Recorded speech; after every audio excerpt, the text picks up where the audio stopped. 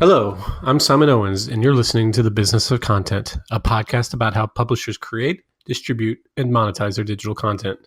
Today, we're talking about the black market that allows music artists to pay their way onto Spotify's influential playlist. With over 150 million users, Spotify has the ability to launch the careers of previously unknown music artists. It does this by featuring these artists on its playlist, which are maintained by a mixture of users, Spotify staff, and algorithms. Playlists count for half of all listening on Spotify, and getting your song listed on a few of the most influential lists, some of which boast millions of subscribers, has the ability to thrust you onto the Billboard 100 charts. Several rap artists featured on Rap Caviar, one of the app's most powerful lists, have become overnight sensations. But with individual users wielding that much power, it shouldn't be surprising that some have succumbed to illicit backroom deals in which artists pay the playlist owners to include their songs, a practice that's been illegal since the payola scandals in the 1950s that led to a congressional investigation into radio DJs. Daily Dot managing editor Austin Powell recently published his investigation into the black market for Spotify playlists. I interviewed Powell about how these markets operate and what Spotify is doing to stop it. Let's jump right into it. Hey, Austin, thanks for joining us. My pleasure. Thank you for having me. So you wrote about this very specific issue with Spotify playlist. How did you first get turned on to this story? Interestingly, the main company that I report on in the feature, a company called Spotlister, they actually reached out to the Daily Dot. They had been operating for about 4 or 5 months successfully as Spotlister. Before that, as I learned in the process of speaking with them, they've actually been working independently, doing kind of private playlisting for hire PR work. They had been doing that for about 2 years, but they just sent an email to our tips line at the Daily Dot, and I read it. Immediately caught my interest, and I realized there was a much bigger story here, and probably not the one that they had in mind when they first contacted us. Yeah, so they were looking for some positive press, but little did they know that you were about to, expose possibly a dark underbelly that may have gotten them in trouble. We'll talk a little bit about that. So, but they kind of specialize in something that involves Spotify playlists. Can you kind of explain what the Spotify playlists are and why they're considered so influential? Absolutely. So, Spotify playlist is the modern version of the mixtape. Any user can go onto the service and create a playlist that can be favorite songs from a particular artist. They can be themed. They can be by genre, really whatever you would like. And, it's probably, I would say, the definitive feature of Spotify. You can do it on Tidal, but it doesn't have the same user base there. And it's just very easy to create on Spotify and to share those with friends. You can also follow other influential or other playlists that are available on the service. And it's become a real focal point for the company. They employ, I believe it is 250 full-time editorial staff to create these playlists for their users. The CEO of Spotify said in 2016 that he wants to soundtrack every moment of your life. And, that's a mission that they've really tried to fulfill. I mean, they have 2,500 official playlists on Spotify, and increasingly, the vast majority of listening that's happening on the platform is happening on these playlists. So this has been a feature for years now, but as they've grown in prominence, some of these playlists, both official and unofficial, can get to the point where they have hundreds of thousands or even millions of followers. And that's what's created this really intriguing market, because getting added to those playlists, all of a sudden, there's a huge financial incentive to that because you're getting paid based on those streams that are being generated. So it's created this entire market that's similar to what we saw from radio in years past and decades past, but is really this new frontier made possible by the internet. So there's correct me if I'm wrong, there are like three different kinds of playlists. There's the user generated playlist. Like I can go on Spotify and start creating my own playlist. And then, if I create like a really good playlist or I have any kind of influence, people can start following it. There's the playlists that are curated through their, those 250 staffers that you were talked about. And then there's also like algorithmically curated playlists, right? Like that's what Discover Weekly is, which is one of their most famous playlists. Yeah, exactly. Is that correct? That's right. So there are the algorithmic playlists. There's two types of those. There are the ones that are going to be generated for each viewer based on their own habits. So yes, you get release radar that's coming at you every Friday. That's going to show you new releases from artists in your network that you've been listening to. And then you have all of those kind of daily playlists that are available, usually 4 to 6 per user. But then there are more just, I would say, SEO oriented playlists. By that I mean search engine optimization.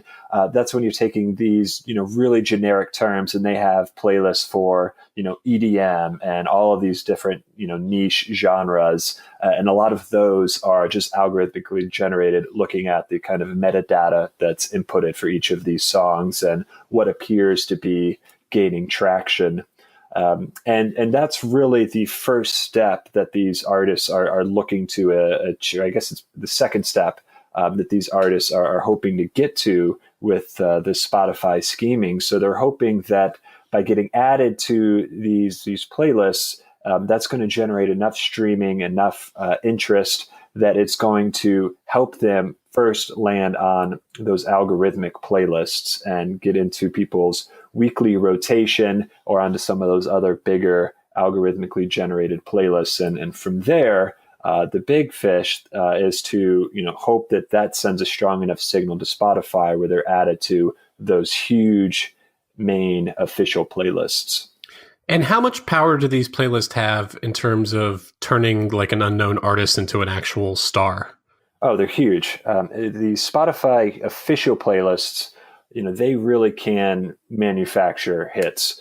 They, the biggest of them, Rap Caviar, for example, I believe it has something like 8 million followers. And so if you are added as the first in one of the or anywhere really on that playlist, but specifically in that top 10, because, as with any playlist, people do fall off at a certain point. If it doesn't matter how many followers a playlist has, if you're the 100th track, unless that's on random, it's not going to have as big of an impact. But Rap Caviar has been credited for just turning a lot of artists into household names. The example I use in the article is Smokepurp's Audi, which went gold, which has 68 million streams and counting, and a lot of that came from being on that one specific playlist. And it's just a real windfall that happens from there, where they're added to that, and then dozens, if not hundreds, of users add it to their own playlist after that, and it just creates this really big trickle effect. But it's not even just those official playlists. There are playlists, for example, one of my favorites, a great HBO show called Insecure, and there's a Spotify playlister, unofficial, who has collected every single song that appears on the show. And there's 2 seasons in now, and it's kind of shocking how much material he has on that playlist. It's over 100 songs at this point. And, that playlist probably has 500,000 followers, something close to it. He also did the one for Big Little Lies. So obviously it's always been a big deal for an artist to get licensed into a hit TV show or a movie. But with these types of Spotify playlists that are being done unofficially, those songs in the past might not necessarily have ended up on the official soundtrack. The official soundtrack for Insecure probably only had 12 to 15 songs on it. And this one on Spotify, close to 100, and hundreds of thousands of people listening, daily and weekly and monthly. So that creates a lot of value for those artists who are being featured.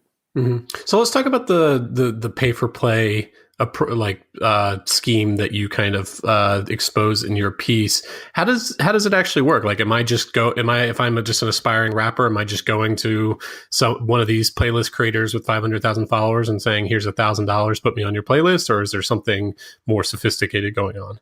I think you're seeing both of those happening right now. And that's why I think this is going to be a really difficult issue for Spotify to ever address. Because even if you shut down the third-party services, you are going to have a very difficult time stopping that one-on-one conversation from happening. So that is the tried and true, old-fashioned way of making this happen on Spotify. You notice that a particular playlist has a ton of followers. You think maybe your music will be a good fit for it. Then you somehow track down the contact information for that user. Maybe they make it easy for you. They have a website. They're on Twitter. They have something like that. And then you reach out, see if they do accept bribes, essentially, to get your song featured. And, that has been happening for some time. The first big expose Billboard published in 2016.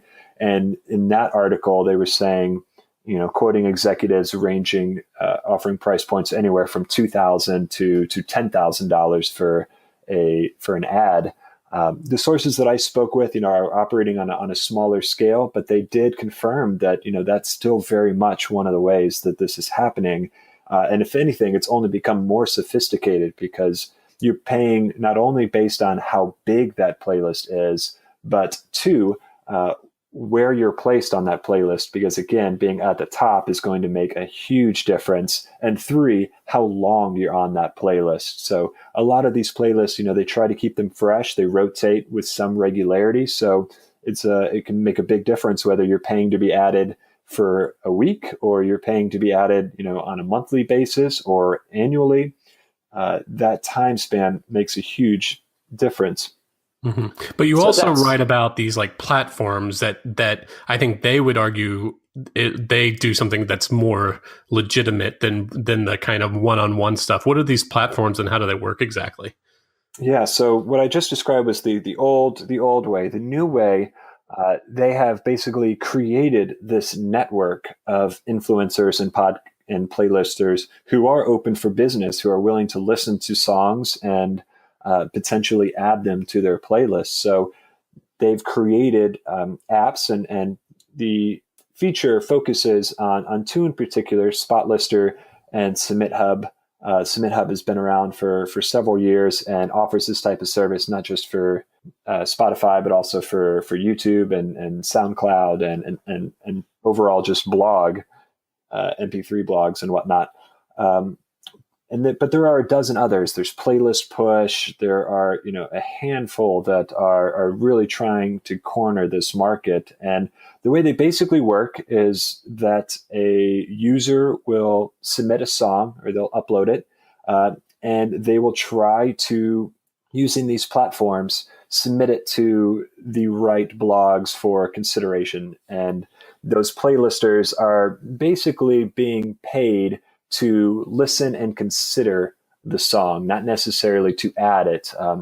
With all of these services, that's how they're trying to skirt these rules, that they're not paying for the ad specifically, just to consider it. So both Spotlister and Submit Hub took real pride in noting that their acceptance rate is somewhere, in the 10 to 15% range, if not lower. So what you're paying for with these services is just a guaranteed listen and some feedback. So they would argue that we're legitimate. We're not. This isn't a pay for play business. You're not paying us to, or you're not paying. One, we're a middleman, and two, you're not paying the playlister to play or to include your song. You're just paying them to listen to it and give them feedback. It's basically a filtering service. And hey, yeah, this will guarantee that they'll at least listen to it, and then they might be slightly more likely to put it on their playlist. Whereas if you were just cold emailing them, but this is because there's no guaranteed placement. You can't say this is a pay for play scheme. Right. Exactly. And, from their perspective, they're really trying to level the playing field. They feel that the cards are stacked against the indie artists who are not on one of the three major labels, all of which have invested heavily in Spotify and are featured very prominently on those official playlists. So they really see themselves as David in this narrative, just trying to provide a service that helps artists get them this exposure and hopefully, can be a shortcut or at least the right step in their careers.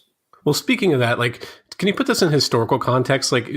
Historically, radio DJs have been hit makers, right? And they do top 40. There's a very narrow, it's not like there's a super diverse list of songs that are played by these radio DJs. How does this compare to what's been going on in the radio industry for decades? Has there been a pay for play there, or what are kind of the both official and unofficial rules that govern that versus compared to what's going on here? Well, payola started with radio back in the 40s and 50s, and it came from noting that the DJs had a huge amount of say and sway in the industry in deciding what was played and therefore what became a success. So if you bribed the right radio DJ, got your song on the radio, which was everything in that era, extremely coveted, then you could, really corner a market and establish yourself overnight. And the problem, of course, is that influence, that consideration that was being paid for was not being disclosed to the listeners. They had no idea that what they were hearing wasn't really, the work of a DJ making an editorial or curational judgment decision, but was really being paid for by a larger, music corporation. And those were disclosed too. I mean, it's not like the listener really knew, right? Yeah, no, exactly. So the government stepped in. It was a massive scandal, and they've worked really hard to crack down on that in the decades since. But I'm sure it's still happening in various ways. Whether there's all sorts of incentives and trips and sponsored opportunities and advertising. There's all sorts of ways. I'm sure that the music industry, courts favor with specific artists and DJs and things of that sort. And we're just now really starting to see this, I think, happen on the digital side of things because, so much of the value has shifted towards streaming. And in fact, I think it was in 2017, something like 2/3 of all revenue generated from recorded music was based on streaming royalties. So all of that effort is moving online. And the thing that's tricky about Spotify and platforms like it is that it's really difficult, if not impossible, to note when a song when that editorial consideration has been paid for. You can't add #sponsored to a Spotify playlist the way you might be able to disclose it on Facebook or Twitter, for example. Yeah. So now that there's been this unofficial market that has kind of risen up, there's also, and the same thing is happening with the influencer marketing on Instagram and, for other things. I just interviewed someone who specializes in finding fraudulent bot accounts on Instagram for influencers.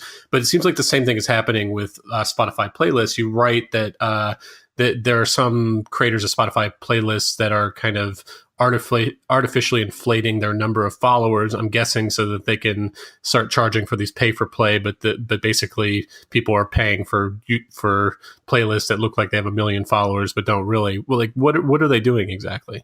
That's it. Exactly. It's about appearances. And with most of these different networks, the bigger the playlist, the more they're able to charge for that editorial consideration. So the fastest way to make more money isn't by judging more and more songs, but it's by increasing that follower count so that you can charge more for each song considered.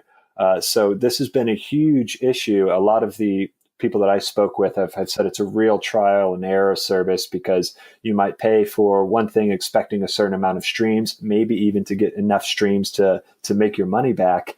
But then they see that the engagement really isn't there. So that's one of the problems right now for these services, trying to figure out how to create that transparency and how to shift the model towards engagement versus just sheer number of followers. So they create not only just fake followers, but they somehow create fake streams as well. You can do both, absolutely.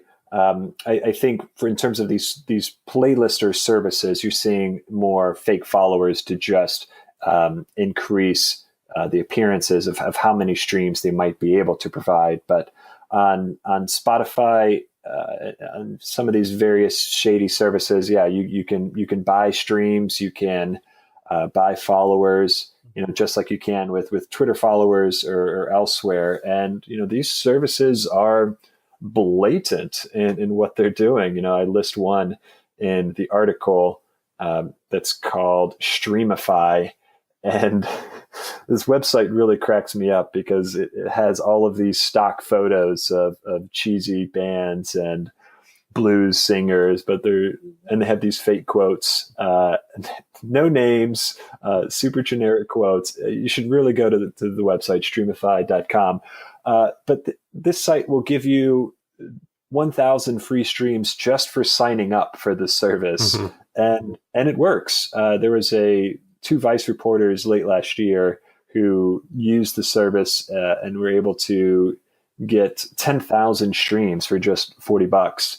There was another artist from a smaller music blog who successfully used this as well to promote one of his singles. So these things are happening, and they're right. They're just a couple of clicks away. And how are music marketers kind of rooting these out? Like that guy I interviewed who has the company that identifies like Instagram bot fraud. Like his platform is like trained to look for certain patterns and stuff like that. Or is there anything like that? Or is it basically just a Wild West where they don't know what they're buying? More of a Wild West right now. One of the managers I spoke with, he's tried 12 of these services. He keeps diligent notes about which ones provide value, which ones don't. And they're trying to work this down to a science. So you are going to pay for it once, but if it doesn't deliver the results, people are going to remember that. They're not going to go to that same playlister or that same playlist to try to get the results that they're looking for. I guess like one way is if there would be like a sharp fall off, like you'd see like a rush of streams and then no ripple effect, it doesn't make it onto under other playlists. So it's showing that these aren't real humans that are interacting with it and then continuing to listen to it. Yeah. There's definitely, if you have access to the analytics, it's going to be a lot easier for you to see kind of what's happening. Spotify provides really tremendous analytics for the artists on the service. Anytime an artist has a song added to a playlist with, I think it's more than 20 subscribers, they are notified and they're able to track exactly how many streams that particular playlist generates for them.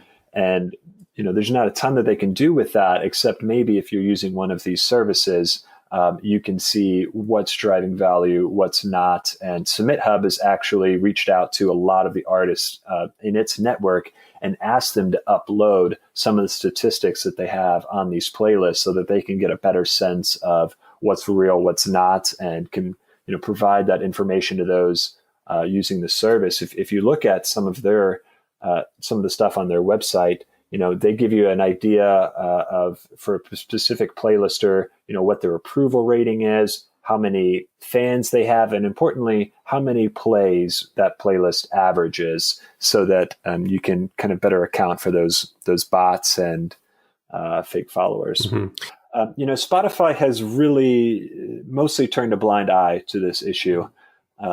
And I think there's a couple reasons for that. One, engagement is engagement. People are using the service and discovering music. And some of this is healthy and is positive. If this is helping, there's a electronic duo who I report on in the piece called Maway, and they are one of Spotlister's greatest successes. They used the service to get added to 19 playlists, generated something along the lines of 800,000 plays, and all of that momentum got them onto the algorithmic playlists. And then it caught Spotify's editorial team, and they ended up on 3 of the biggest music electronic playlists. And, at that point, when you're getting minted by the Spotify editorial team, that's a real person. That's someone who yes, is looking at the data, is informed by it, but is really choosing to add that to their network. So,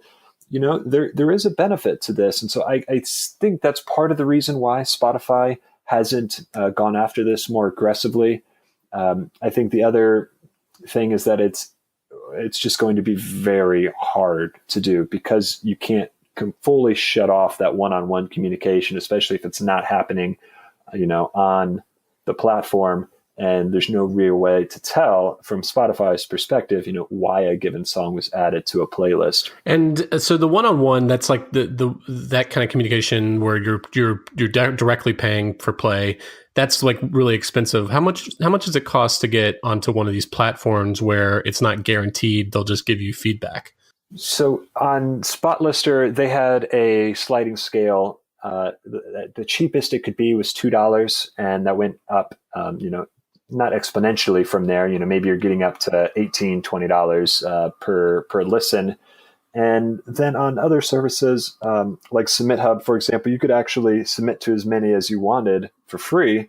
But in order to get that guaranteed listen, you'd actually have to pay for some of their premium credits. But again, we're talking about just dollars in this case, not hundreds or thousands. Mm-hmm. And that adds up, I guess, a lot. So like if they're only including, if they're charging like $10 per, they only include 100 songs, but they get 1,000 submissions and they just have to give feedback. They're, making $10,000 in a month or whatever the time period is, I'm guessing. Yeah, they're going to split that with the service. There are going to be some fees associated with that, but yeah, a lot of them, I think they're required to listen only 20 or 30 seconds. The feedback is not like you're getting, in a Pitchfork review. It can be very short and very crude. So there's absolutely an ability for these playlisters to just churn through these and make a good amount of money on the side. Mm-hmm. And so you said that Spotify's basically kind of allowed this go on, but you also have an update at the end of your article saying that they actually shut down the API for one of these platforms after your article. That's right. That's right. They did take down Spotlister, and I think that might have been because of how they were using Spotify's API. A lot of these places aren't tied in directly to the Spotify system. You send a link to your Spotify track or something like that. This service was much more closely integrated and it kind of looked like Spotify, kind of felt like Spotify, and they were using the API to help them with some of their matching. So if you just uploaded your song, it would help you identify the playlists that would be a good fit for it. If it's indie rock song, trying to narrow it down to other indie rock songs that have that sort of same metadata that it collected from your music. Whereas a lot of these other services don't have that necessarily. And, it's a much more manual process of trying to identify the playlist that would be a good fit. And is this a issue that's unique to Spotify? Like I can create a playlist on YouTube. You mentioned that you can do it on Tidal. There are lots of music bloggers out there and other kind of influencers who I guess probably recommend music. Like, is this just a Spotify problem, or do you see any indication that this is not unique to Spotify? This is not unique to Spotify. In fact, this entire scene came from SoundCloud. Both the guys that I spoke with from Spotlister and others, that is really, when you think about, hip hop and where artists have broken from in the past couple of years, a lot of them started with those Spotify mixtapes, and that's a huge scene that's happening there right now. So the reblogs there and, getting songs mentioned or featured on a particular channel, that there was a lot of money there. There probably still is, but to a lesser extent. So this problem is certainly happening there. I can only imagine, that it's happening on YouTube and Tidal. But what I'm hearing is that it's the mass usership of Spotify that's really made this such a point of focus. There's something let's see, 71 million paid subscribers at the moment, 159 million active users. So that is just dwarfs the competition. So that's why so much attention is on Spotify right now. And Apple Music doesn't have a playlist feature, or not an independent playlist feature. Apple Music is instead invested really heavily in radio, and that certainly has its own abilities to, mint new stars and solidify new singles. But because that's all official, it's all kind of happening behind that curtain, it's a lot harder for people to break into it. Mm-hmm. Well, Austin, those were all the questions I had for you. Where can people find you? On dailydot.com, first and foremost. I am on Twitter at _Austin Powell, but I must admit I'm more of a lurker than anything. But if you ping me, I'll certainly reach back. Great. Well, thanks so much for coming on. All right. Thank you. Take care. Okay. That's all I have for you today. Be sure to subscribe to the Business of Content on iTunes or wherever you get your podcast. See you next week.